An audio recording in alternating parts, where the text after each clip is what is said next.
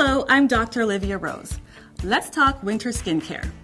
When the temperature changes, it's a sign to switch up your skincare regimen because the lower temperatures combined with high winds can leave your skin feeling tight and dry.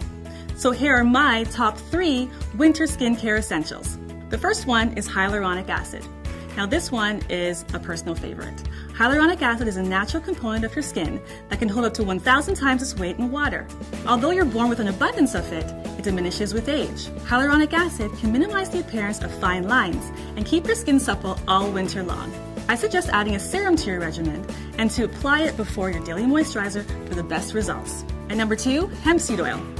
This light moisturizing oil contains omega-3 and 6 fatty acids, along with vitamins A, C, and E. I like to use this oil all over my body after I shower.